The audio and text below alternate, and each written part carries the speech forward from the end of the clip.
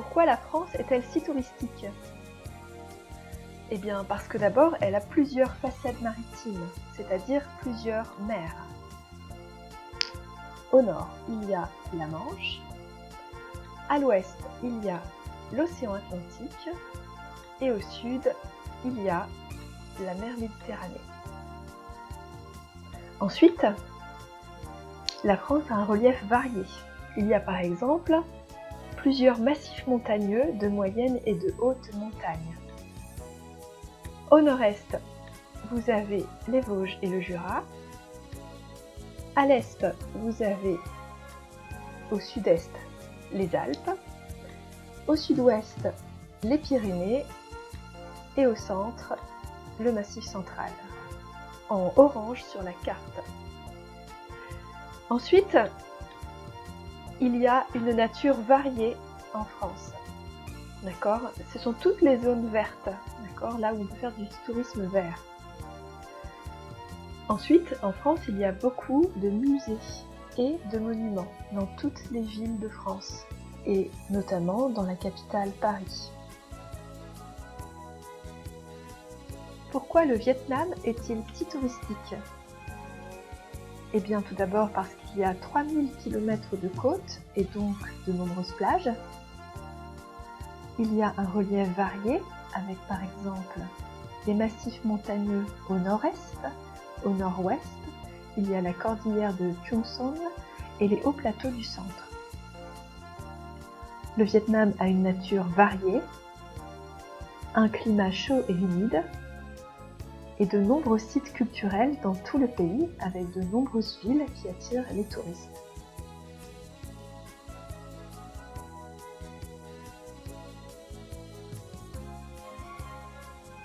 Quand on est touriste, on peut se loger dans un hôtel, dans une résidence secondaire,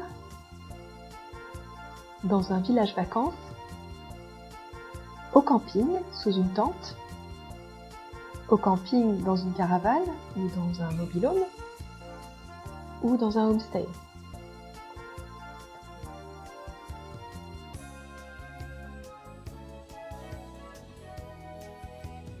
En vacances, on peut se divertir, c'est-à-dire s'amuser ou se cultiver, apprendre des choses. Une enquête, ici présente, montre tout ce que les Français aiment faire pendant leurs vacances. Ils aiment faire des balades, se promener, dormir ou se reposer, visiter un site culturel comme un monument ou un musée, faire de bons repas, bronzer, bricoler, jardiner, faire des rencontres, faire la fête, lire, faire du sport, faire du shopping, jouer à des jeux de société ou regarder la télévision.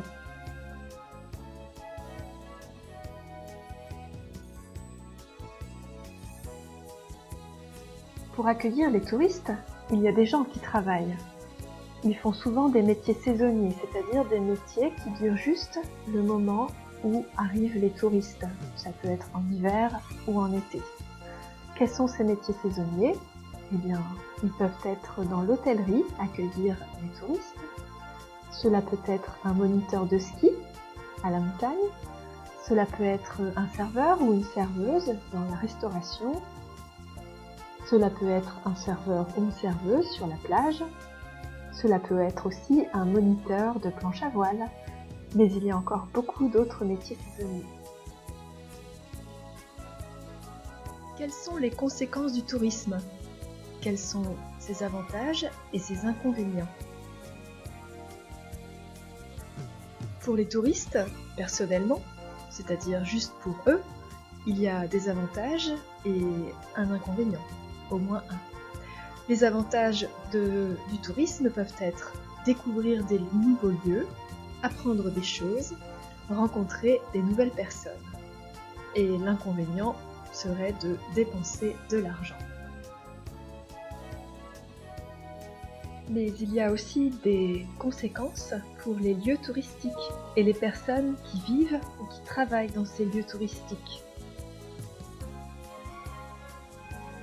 Il y a des avantages, comme par exemple la construction de nouvelles routes, d'aéroports, c'est-à-dire des voies de communication, et la construction d'immeubles. pour loger les touristes et les accueillir.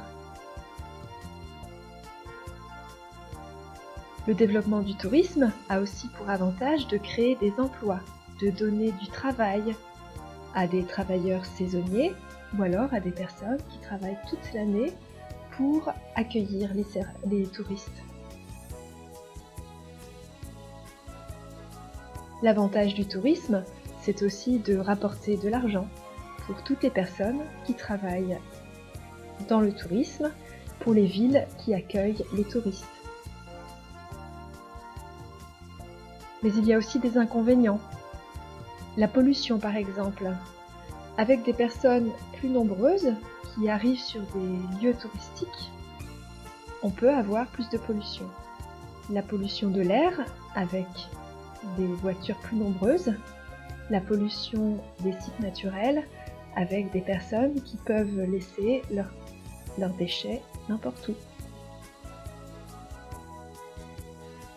Il y a aussi comme inconvénient la transformation du paysage avec des constructions qui ne respectent pas le paysage ou la dégradation de paysages naturels parce que le fait qu'il y ait beaucoup de touristes dans des espaces naturels, eh bien, cela entraîne la dégradation de la nature si on ne fait pas attention. Donc pour résumer, pour les espaces touristiques, les avantages sont les nouvelles constructions, les nouvelles voies de communication, les nouveaux emplois, du travail et de l'argent. Les inconvénients, c'est la pollution, si les gens ne sont pas respectueux de la nature, et la dégradation ou la transformation des espaces naturels. Donc, en conclusion, quand on fait du tourisme, c'est comme quand on est chez nous. Il faut être un touriste responsable et respectueux de l'environnement.